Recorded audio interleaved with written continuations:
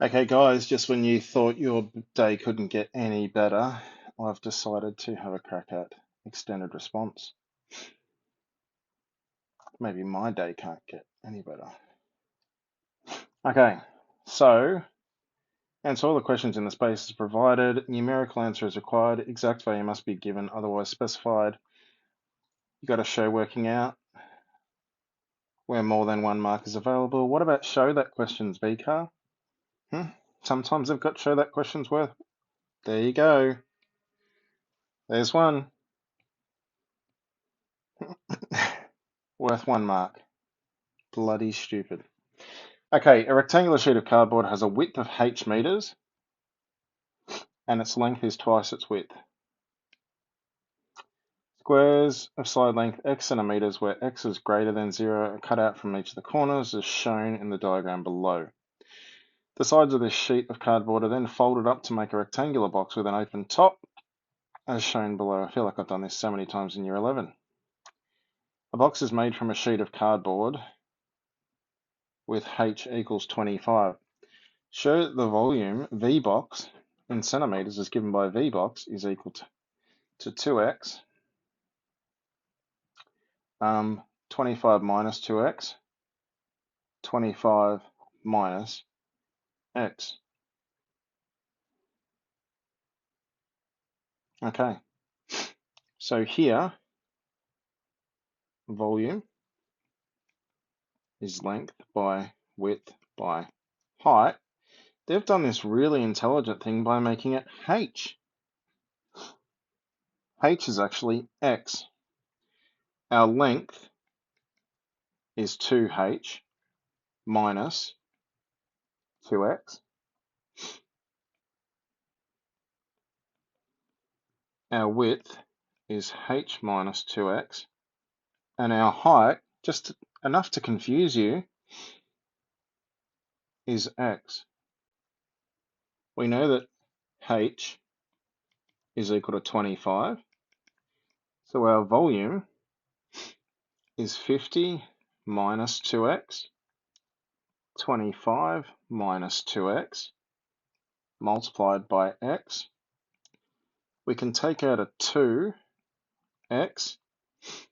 We've got 25 minus 2x and 25 minus x. State the domain of VBox. So we know all of the dimensions have to be greater than 0. So x is greater than 0. 25 minus 2x is greater than 0. 25 minus x is greater than 0. So we know 0 is our lowest value. This would give us x is less than 12.5.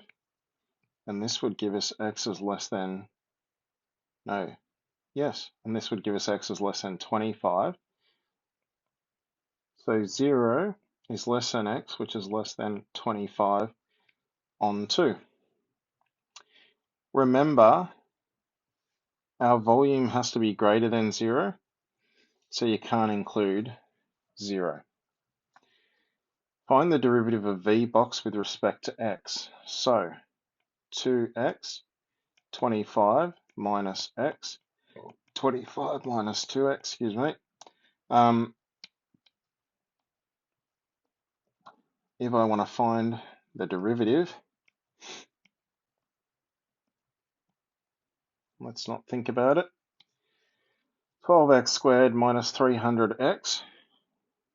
So V box dash of x, forgot what it was now because I was writing V box, 12x squared minus 300x plus 1250. Calculate the maximum possible volume of the box and the value for which it occurs. Why is that worth? Why is it worth 3 marks? 0 to 25 on 2.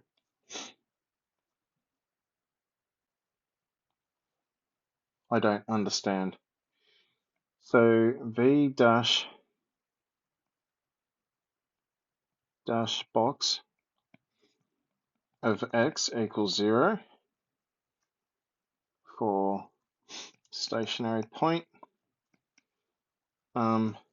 x. So the max volume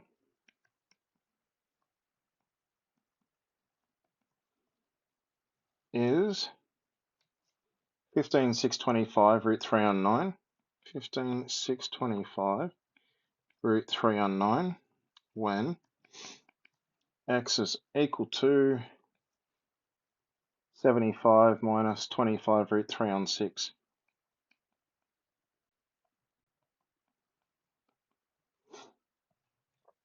Okay, waste minimization is a goal when making cardboard boxes. Percentage wasted is based on the area of the sheet of cardboard that is cut out before the box is made. Find the percentage of the sheet that's wasted when x is equal to 5. So we know it's 50 times 25, and then I've got 25, 25, 25. So we can say our total area is 50 times 25, which is 1250. Our cut out is 4 times 25, which is 100. So the percentage wasted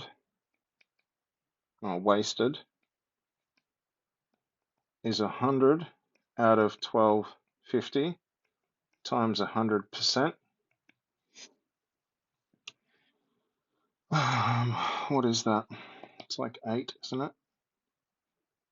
100 divided by 1250 times 100. 8%. Oops, I forgot the 8.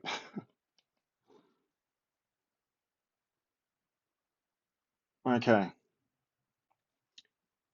Let V box be the function that gives the volume of the box. What?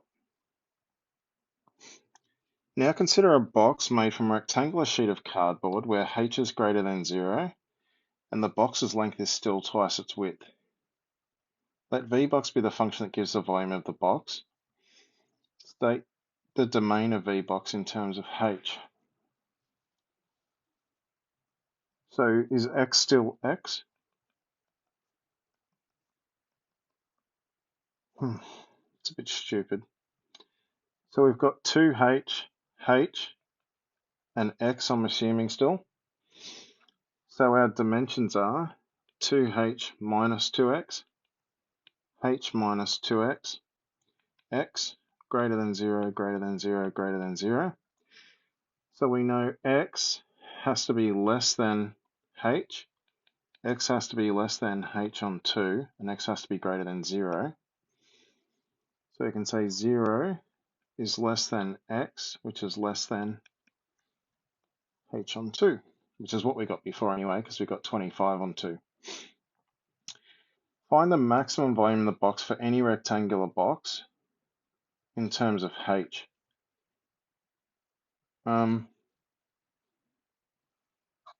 So now let's call our function 2x h minus x.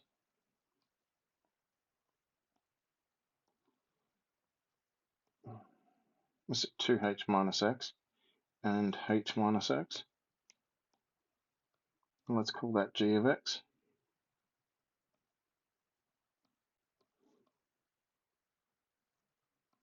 Now I wonder if we can f-max that from 0 to h on 2. May not work. No. Okay, so let's derive it. So let's try working out d dx. Okay. Did I put the formula in correct?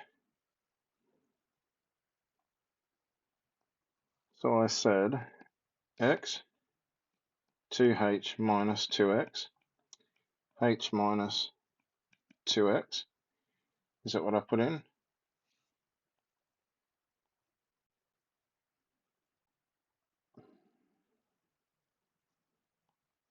h minus 2x. I think that's better.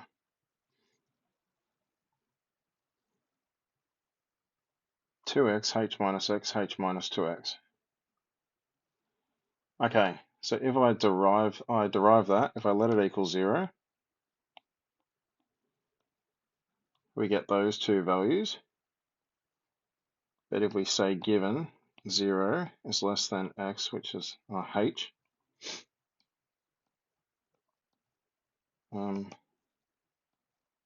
which is less than,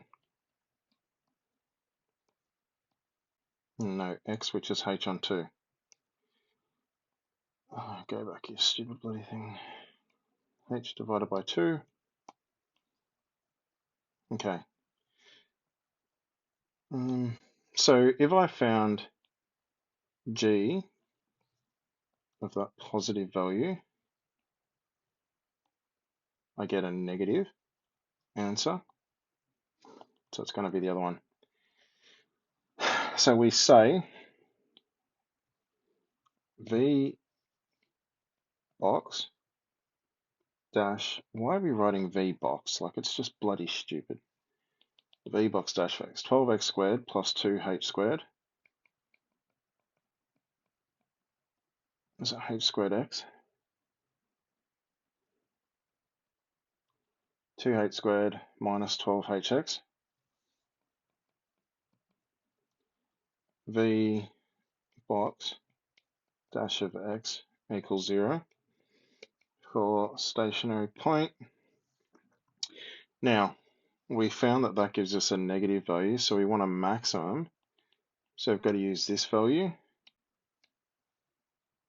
And you can see our volume is root 3 h cubed on 9. V box max is root 3 h cubed on 9 when x is equal to, let's simplify that.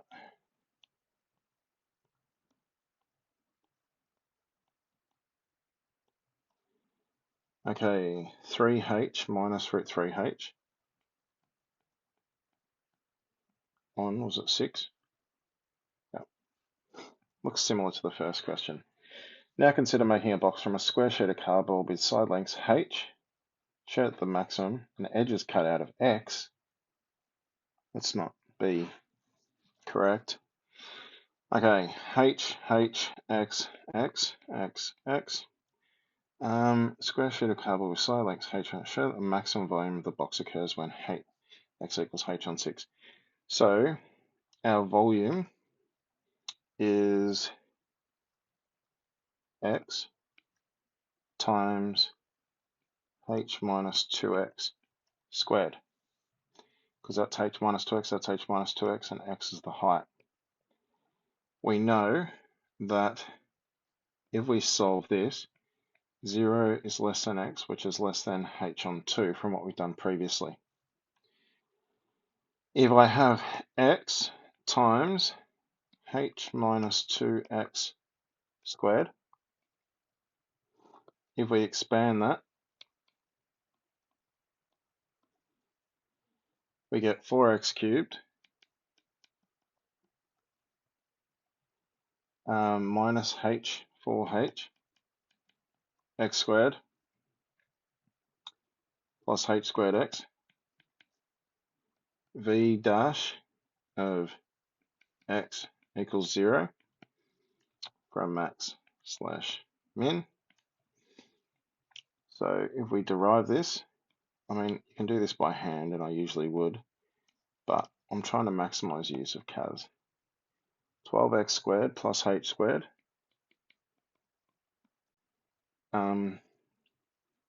minus 8hx is 0. If we let that, if we factorize that, 6x minus h, 2x minus h equals 0. Therefore, x is h over 6 or h over 2. However, 0 is less than x, which is less than h on 2, therefore x is equal to h on 6.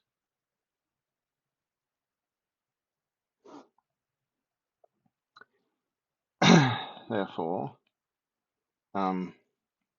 max occurs. I wonder if you have to prove it. I don't think so. When x is equal to h on 6. I mean, if you wanted to, you could derive it again.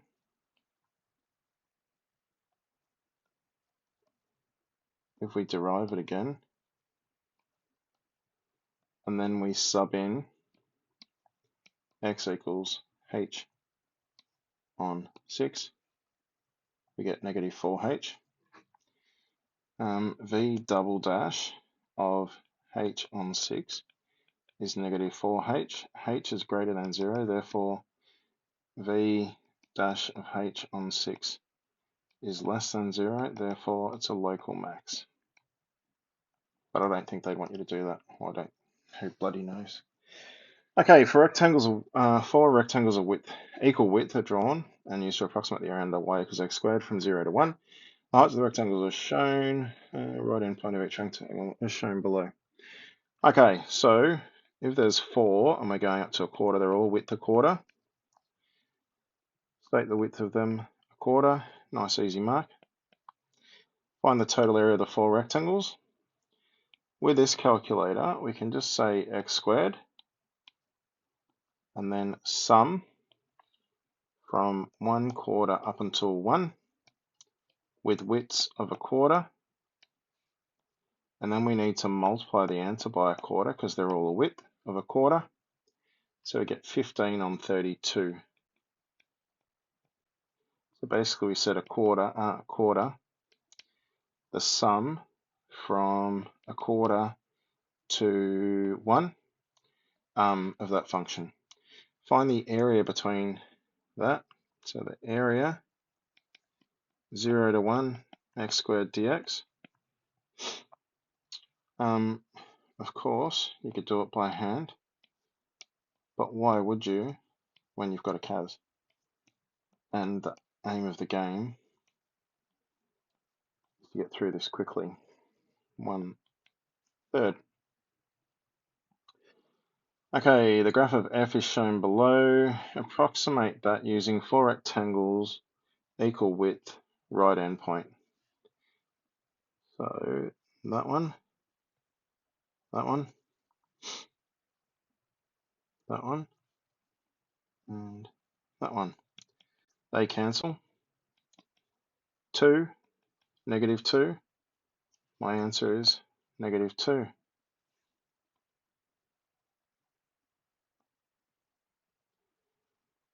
Okay, parts of x squared. What the hell? That was just the most random thing ever.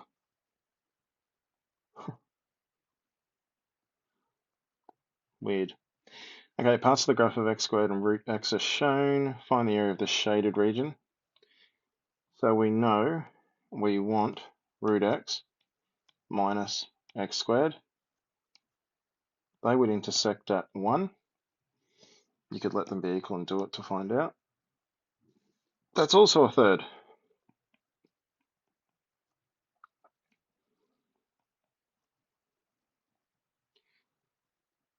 I don't know what that question was. That's like the most random thing ever.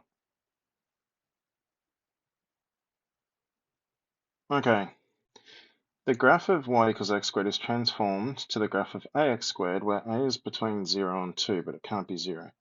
Find the values of a such the region defined by the bound this and this, with lines x equals 0 and x equals a. So we've got that graph and that graph, and this graph changes based on the value of a. So if a is larger, it's going to go in, and if a is smaller, it's going to go wider. It's the area between that graph and that graph. So let's just quickly simulate it. If we've got ax squared, a times x squared, and root x, and the line x equals a, that's y equals a, we want to change it to x equals a. Alright, now a can go from 0 to 2. Let's go up by 0.05.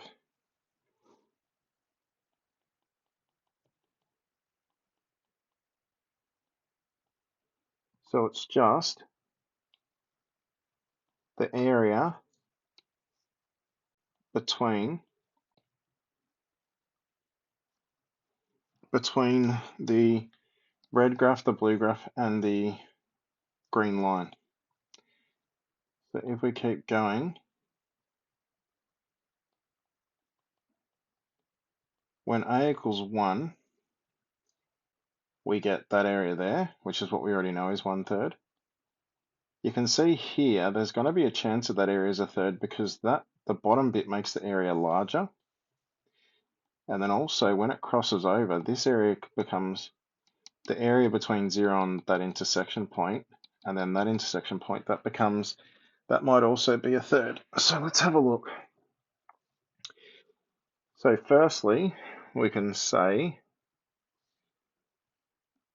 from 0 to a of root x minus ax squared dx is equal to 1/3.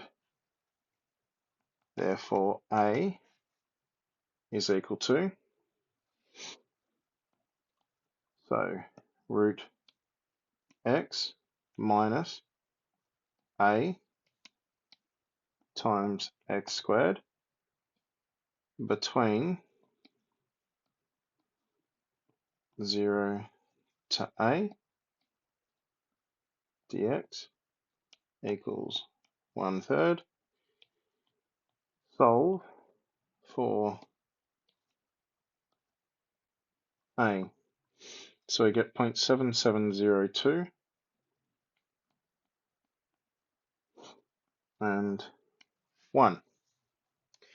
Now, don't forget when they switch over, we're going to have 0 to something, root x minus ax squared dx, plus something to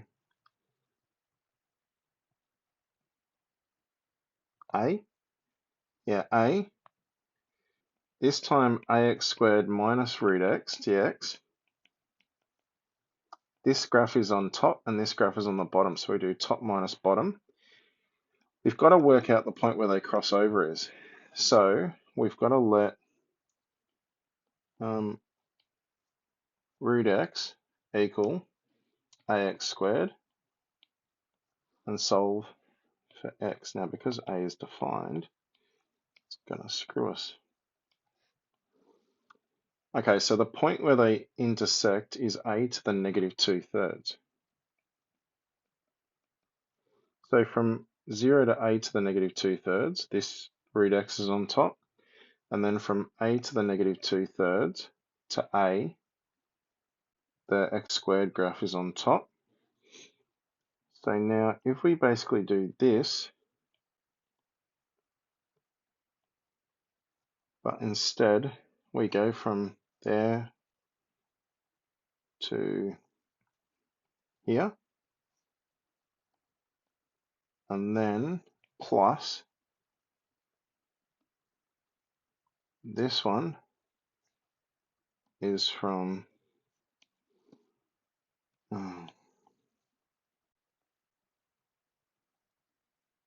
so integral from that value to a of ax squared is the higher one now, minus root x dx, and that's equal to 1/3. Invalid syntax, ax squared minus root x. Let's change that to be a to the power of negative 2/3, and then do the same over there.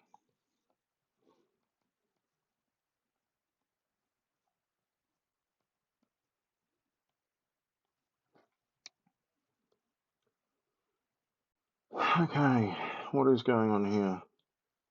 That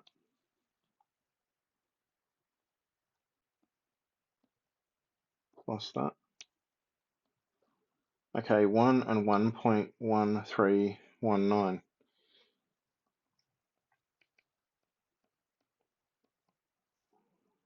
1319. So,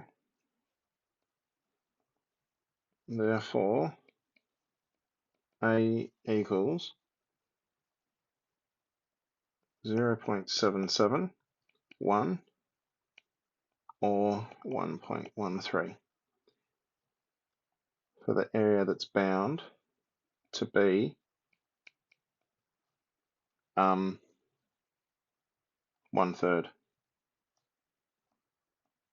Okay, that question's done. All right, Q is log E x squared minus 1. So we know x squared minus 1 has to be greater than 0. So x plus 1, x minus 1 has to be greater than 0. So if you sketch that, it's either going to be there or there. And this one, 1 minus x, has to be greater than 0. So x has to be less than 1. So this one is going to intersect this one. So it's just going to be x as an element of negative infinity to negative 1. And your range, I'm pretty sure, will be all real values, but let's check by sketching it. Log A x squared minus 1.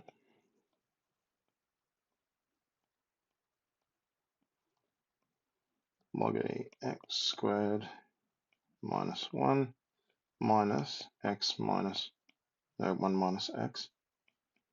That would have stuffed it up. Undefined variable, that's because I've got paste.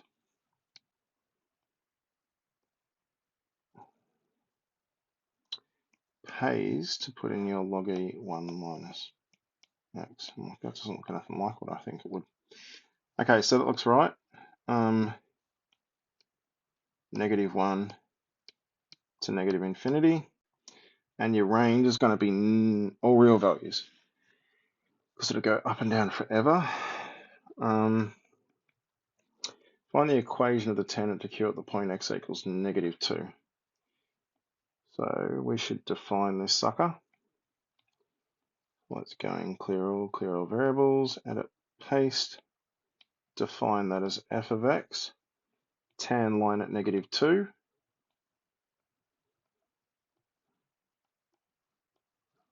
Negative x minus 2.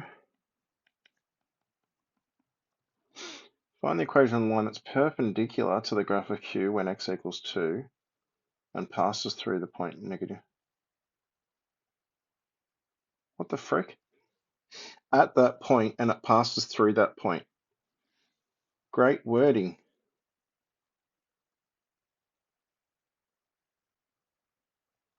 So they just want the normal. Jesus Christ, that's the worst wording I've seen in a question. X plus 2.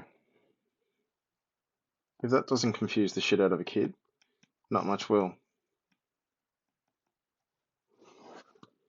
Okay, P of x is negative 2x, negative 2e to the negative x plus 1. E, negative, what's that right? E to the negative 2x minus 2e to the x. It was plus 1. Let's call that g of x. Okay, so it says to prove that it's not 1-to-1. Explain why p is not a 1-to-1 function. There. Let's go in and sketch it. G of x. So there's a minimum. There is local min at x equals 0. Hence, the function p of x doesn't pass the horizontal line test.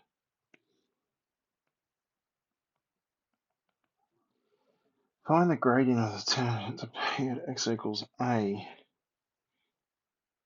So p is g of x. Find the equation of the tangent at x equals a. So equation or gradient? Find the gradient of the tangent. Okay, so let's try that again. d dx given x equals a. 2e to the a minus 2. So p dash of a. 2e to the a minus 2. And then e to the negative 2a. Okay, the diagram shows parts of the graph of p and the line y equals x plus 2. The line y equals x plus 2 on the tangent to p equals a intersect with an acute angle of theta between them.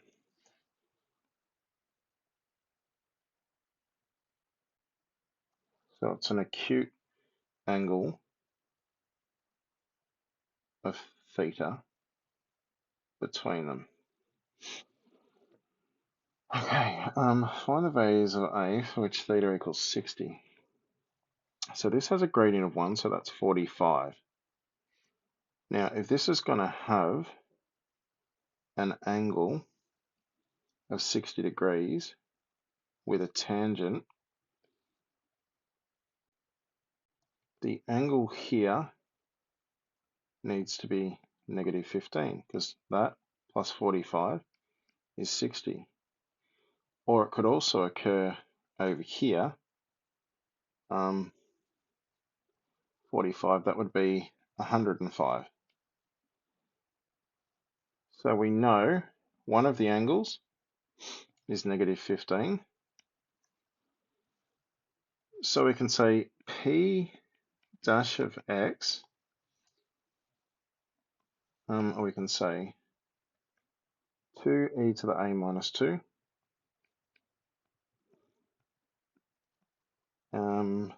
e to the negative 2a is tan of negative 15, and also 2e to the a minus 2, e to the negative 2a is tan of 105. So the gradient is equal to tan of negative 15, and the gradient is equal to tan of 105, because m is equal to tan of 105, so the angle between them has to be 60 degrees. So if I let that equal, make sure your calculator's in degrees, let that equal tan of negative 15, and we solve for a. Yikes. And then if we let it equal tan of 105, we get 0.67. So 0.1130, 1130, a equals negative 0.0. Oh, the first one's negative 0.11, negative 0.67.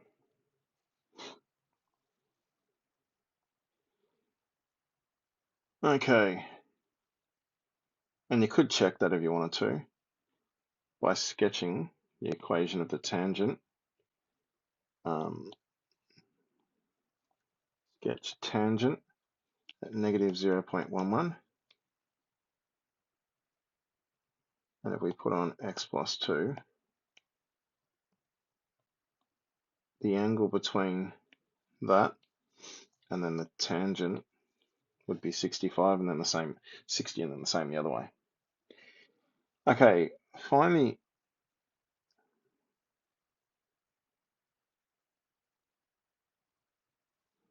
where's the one at negative 0.67? Let's just check it. Analysis sketch tangent, negative 0.11. So that angle could be 60. Analysis G solve, no, sketch tangent at negative 0.67. And that angle there could be 60. Yep, perfect. I just want to make sure. Find the x coordinate on the point of intersection line y equals x plus 2 on the graph of P. Hence find the area bound by y equals that. The graph of P and the x-axis. Okay, so we can scrap everything. We've got to find the point of intersection between g of x and x plus 2. So we get negative 0.75. Is that right? Which one's p of x?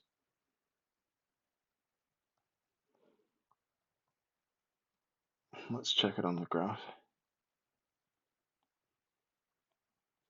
Solve intersection.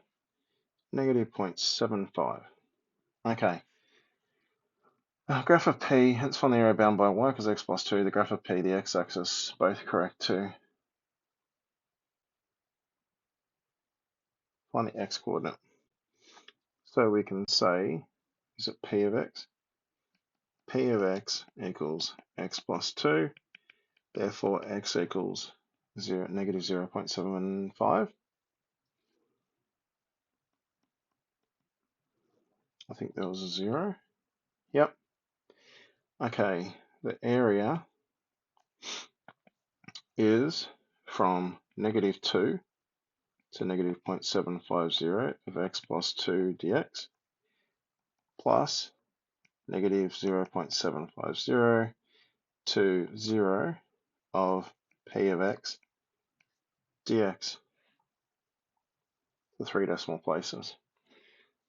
So we go out here and we say from negative 2 to that value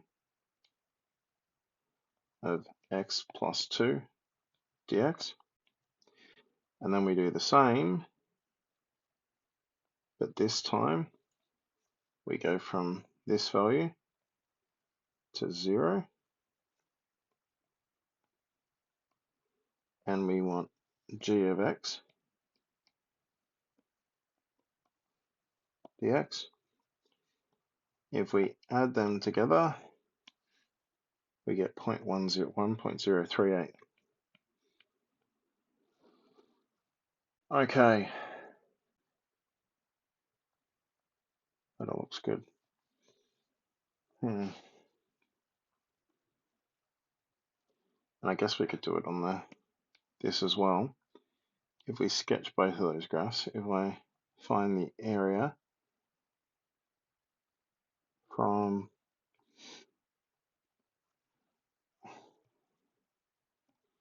negative 2 to negative 0.75, yep, I think we got it right.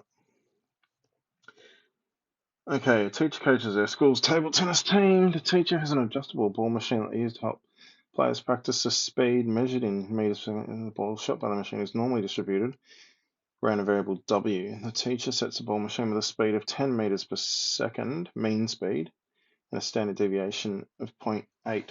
So we can say w is normally distributed 10, 0.8 squared. The probability that w is greater than or equal to 11 is, clear all this crap out, continuous 11, infinity, because you can hit it at infinity speed, 0.8 and 10.1056. Find the value of k meters per second for which 80% of the ball speeds are below. So we know inverse norm is 80%. And we've got standard deviation of 80 and 10, 10.673. 10.67. 10.7 meters per second. The teacher adjusts the height setting for the ball machine. The ball now shoots balls high above the table tennis table. Unfortunately, the new setting, 8% of balls do not land on the table. P hat is a random variable representing the sound proportion of balls that do not land on the table in a random 25 balls. Find the mean and standard deviation. So E of P hat is N times P. Find the mean and standard deviation of P hat.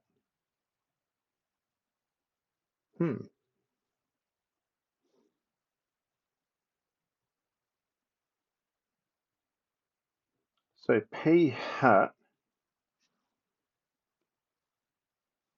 that would be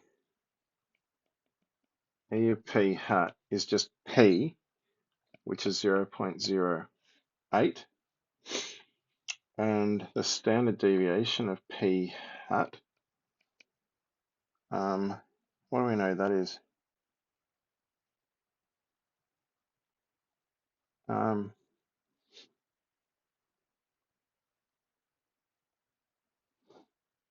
It's usually NP1 minus P square rooted, but we divide it by N when it's a sample.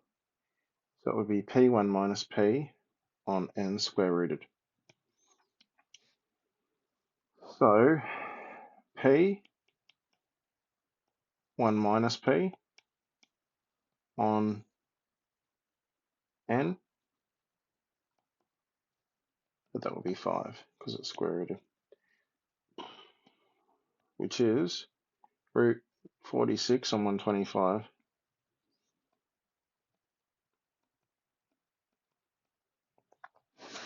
Use the binomial distribution to find the probability that P hat is greater than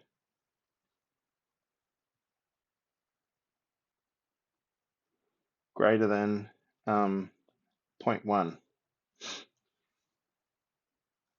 So we know we could say X is binomially distributed.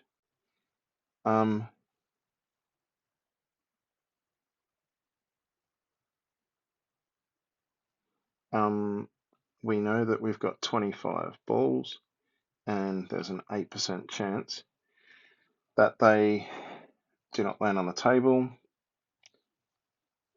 P hat is right, so do not land on the table. So the probability that P hat is greater than 0.1. If I want to convert, we know P hat is equal to X over N, so X is equal to N times P hat. So 25 times 0.1, 25 times 0.1 is 2.5. So that's the probability that X is greater than or equal to greater than 2.5, which is the probability that X is greater than or equal to 3. And we know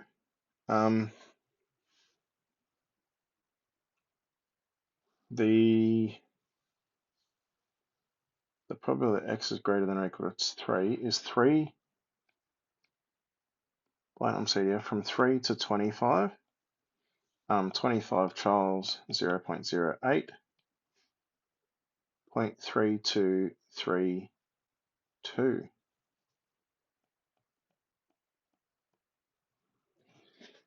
Okay, so let's make sure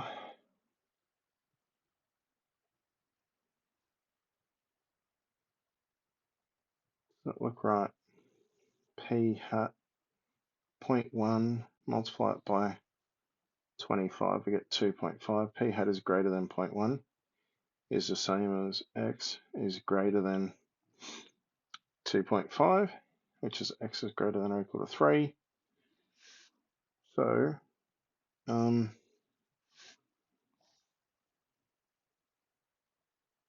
looks pretty good, I think. Okay, the next one,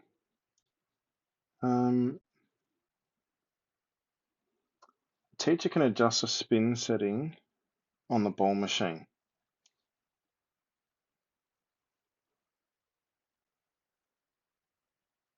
What does that mean? They can adjust the spin setting on the ball machine.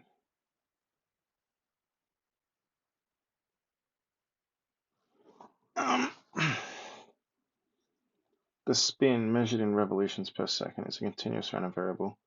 X with a probability density function there. So this is the probabilities. So from 0 to 20, we've got something going up, and then we've got something coming down from 20 to 50. So obviously, this area is going to be less than a half. Find the maximum possible spin applied by the ball machine revolutions per second. So this is the probability of a certain amount of spin. I'm guessing this is 0 spin, so the maximum is 50. So max is 50 revolutions per second. Find the median spin in revolutions per second. The median. Okay, so first we've got to find the first area. Actually, we know it's going to occur in the second area. So we could go from, let's go from Z to 50 of the second area. 50 minus x on 750.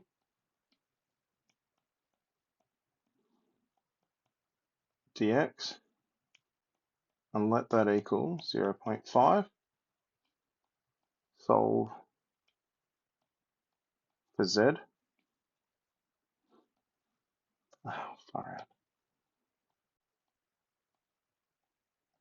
Solve for Z.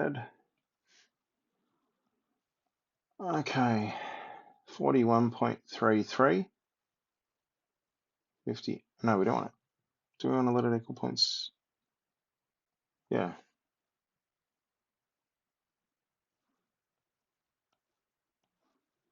That's probably better. 750 on the bottom. Like, what the hell? It's too big. Okay, 22.614. Okay, so the median, if we go from m to 50 of 50 minus x on 750 dx and let that equal a half, we get m is 22.6, which makes sense because that'll be about a 50% mark.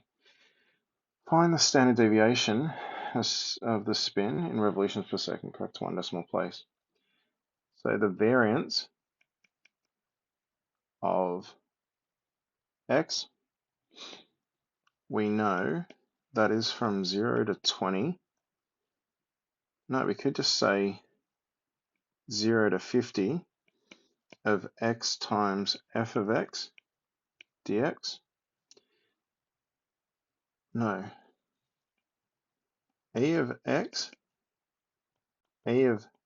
squared, 0 to 50 x squared times f of x dx. We know the standard deviation is the square root of e of x squared minus e of x all squared. Okay, so in this case here, we know we've got two functions. We've got from 0 to 20 of x on 500. 50x, but we've got to square it.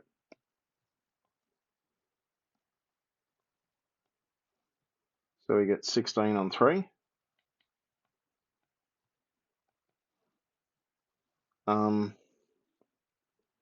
And then we do the same thing, but the second one is from 20 to 50, and that function is x, 50 minus x on 750. We get 18, so if we add them together, 70 on 3. Now, if we do the same thing, but this time we make that cubed, and then we make this one squared, we get 570, that's going to be 650. So we get e of x squared minus e of x all squared, square rooted. So we get 650 minus 70 on 3 squared, which is 10.27427, 10.3 revolutions per second. Okay, the teacher adjusts the spin setting so the median spin becomes 30 revolutions per second. This will transform the original probability density function f to a new probability density function g. So we're dilating b from y and a from x. Now, if you think about it, if the median's here, but we want it to become here, we've got to spread it out. And when we spread it out, because the area has to remain as 1, we've got to shrink it in.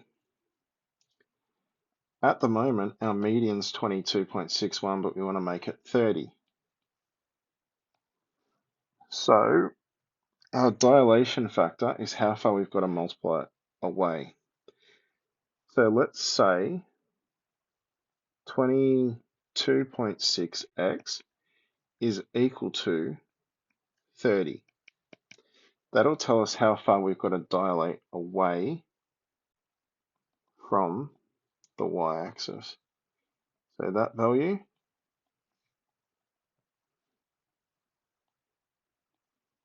times x equals 30, 1.3266. 1.3266. Therefore, B is 1.33. So if we had these graphs, if I sketch 50 minus x on 70, just to show you what I'm talking about, 50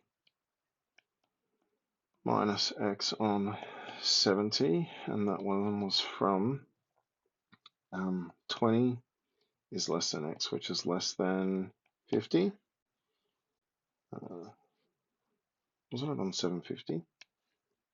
How did I get 7? Where the frick did that go? Don't know. And x on 500. X on 500. And that was from 0 to 20. Okay, we know we've got to go from 0 to 50. And 0 to maybe, I don't know, 0.2. Maybe less. Okay.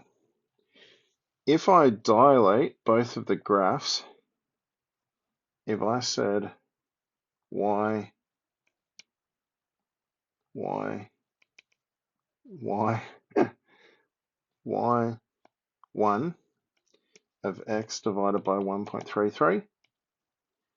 And then I did the same here and said y2. You can see that graph has moved outwards. Now, if I've multiplied the graph by 1.33 outwards, then I've got to do it by 1 over 1.33. 1 divided by, let's go back out here and grab this. Copy. So here, 1 over paste. So that's got to go out the front. I want to get rid of that.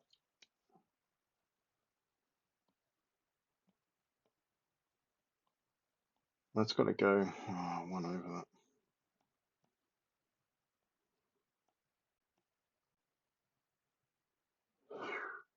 Does it graph it correctly? No.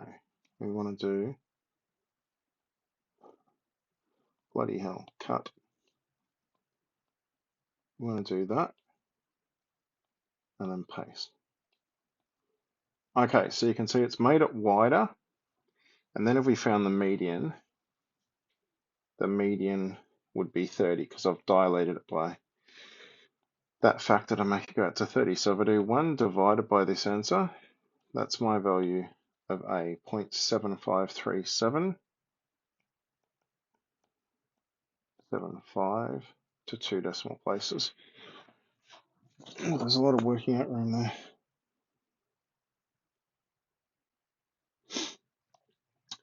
Yeah, so when you spread the graph out, you've got to bring the graph in, which I always explain when I talk about normal distributions, because the area underneath still has to equal 1.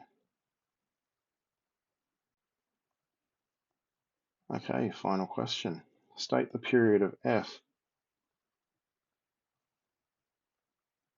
So it's 4 pi, because that's how long it takes to repeat. 4 pi, 4 pi, 4 pi. All right, state the minimum value of f correct to 3 decimal places. So sine x on 2 plus cos 2x, sine x on 2 plus cos 2x, define it as f of x, go in and sketch the sucker.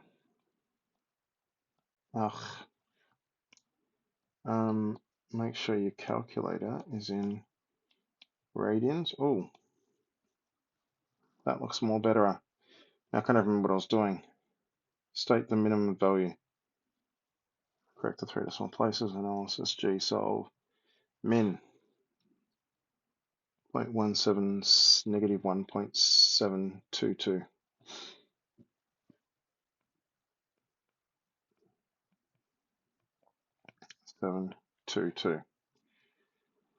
Okay, find the smallest polar value. When I reflect it in the y-axis, how far do I have to translate it so that it'll end up being itself?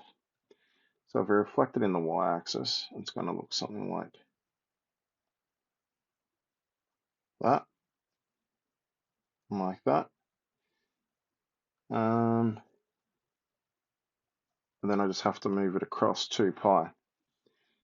So h will be 2 pi.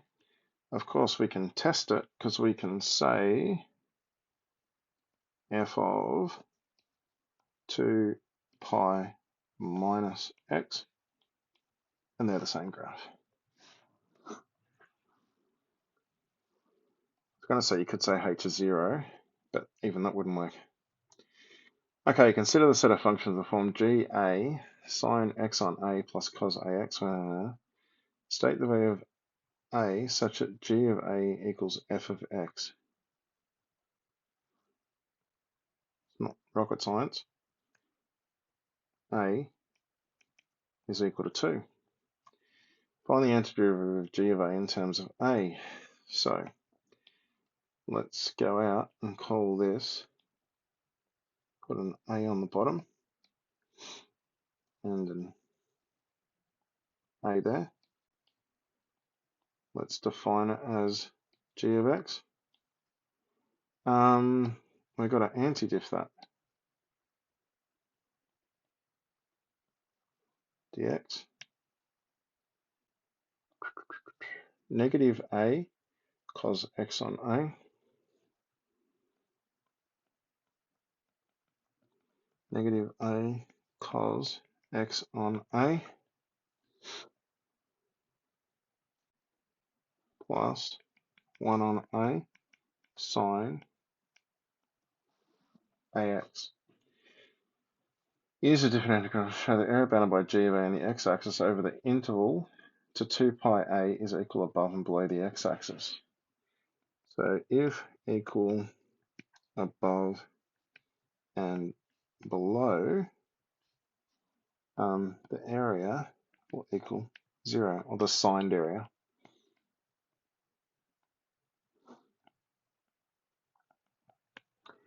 Okay, so we say our area is 0 to 2a pi of sine x on a plus cos ax dx.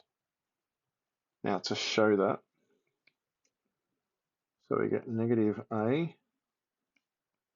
cos x on a plus 1 on a sine ax, because we just found out what happens. That's not g dash a, that's the integral of that. Integral of g of a of x dx. Okay, sine ax between 0 and 2a pi. So we get negative a cos of 2 pi plus 1 on a sine of 2 pi a squared minus a, because cos of 0 is 1, and then plus 0. We know this one, cos of 2 pi is 1, so we get negative a plus 1 on a sine of 2 pi a squared plus 1, plus a, sorry. So they cancel. We get 1 on a sine 2 pi a squared. We say as a is an integer, a squared is an integer, therefore sine of 2 pi k equals 0. So it doesn't matter what a is, any multiple of 2 pi, as long as it's an integer, sine of any multiple of 2 pi is always 0. Therefore, the area above and below the graph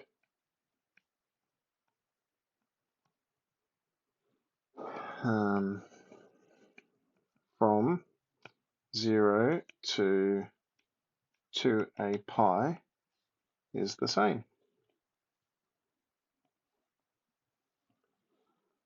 Okay, we're nearly there. Explain why the maximum of g of a cannot be greater than 2 for all values of a, and why the minimum value of g of a cannot be less than 2 of a. So, g of a is sine of x on a, was it? Plus cos of ax. The max value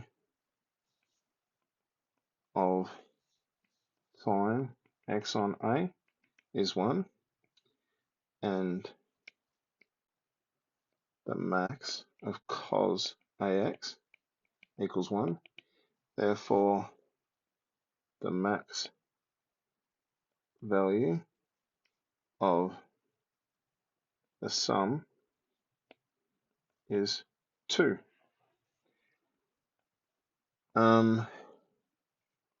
The min value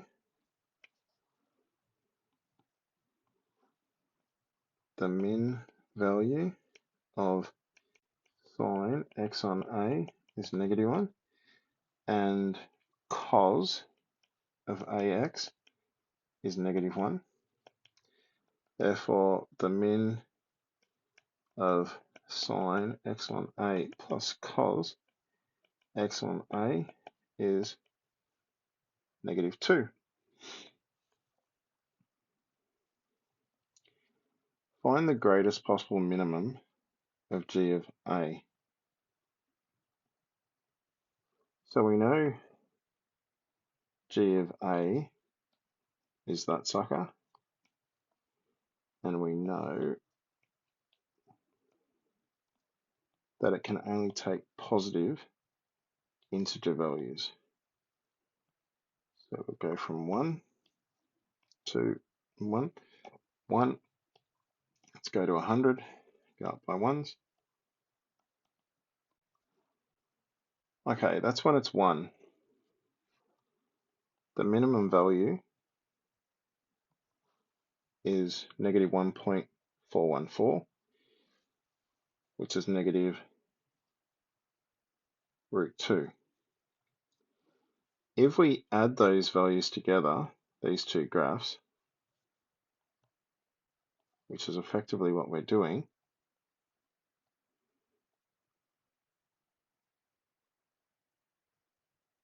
what am I want, oh, they're the wrong graphs.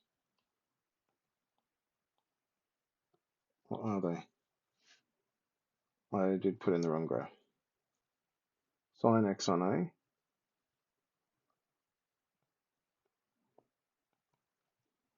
where is it again?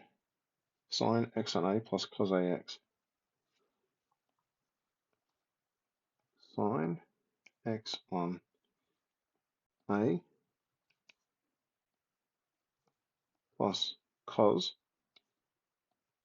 of A times x. Okay, so here the min is -√2. As we increase it, the minimum, the values are going to get larger. Because if I get that value and that value, as A increases, the periods are more likely to become in sync with each other and double up. And if they double up, the minimum is going to be lower and the maximum is going to be higher. So the lowest value is going to occur when A is equal to 1, and that lowest value is when they're both 45, or A is 1 and the angles are both 45, or 3 pi and 4. No, is it 3 pi and 4? Either way, our minimum is going to be -√2. Because you can see there from that graph, if I increase it, actually, let's just quickly show you something. Escape. If I sketch -√2, because we know that's the lowest value for the first one,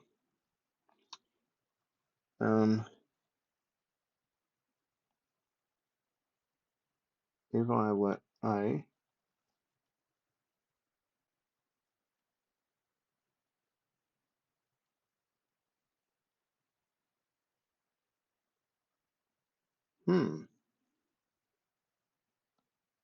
is that lowest minimum value? If I did F min now, if I did min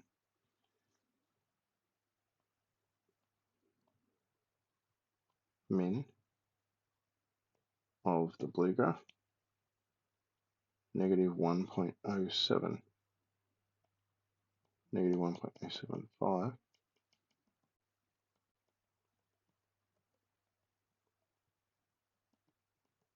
is that higher?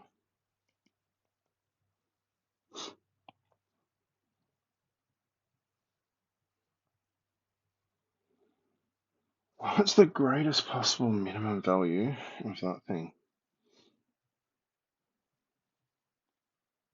It doesn't quite look right.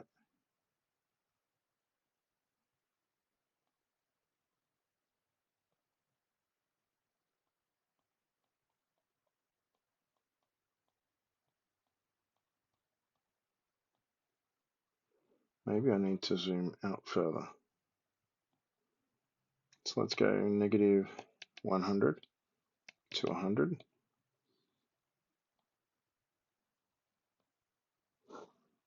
And then zoom out. Now autoplay it. Yeah, you can see they're always below pink.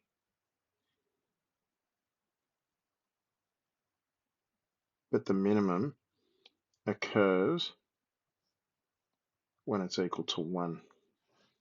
A is equal to 1. So you get negative root 2. Okay, don't really like that exam.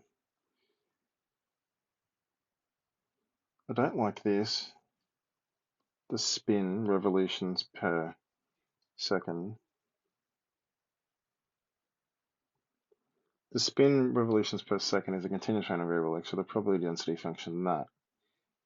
What's the maximum possible spin? Like, I just don't even get. I still don't get it.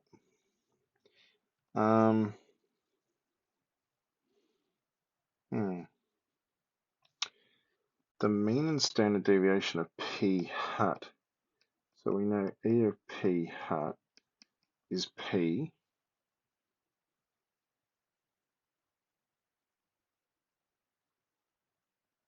And E of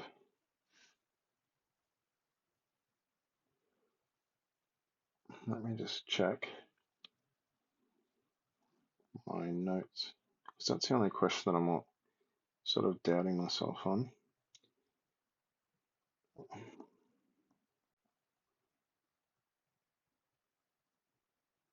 Where are we?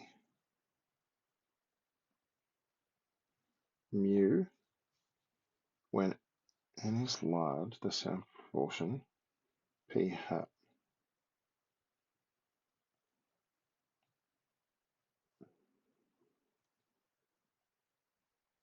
E of p hat is p, the standard deviation of p hat is root p 1 minus p on n. So that's right.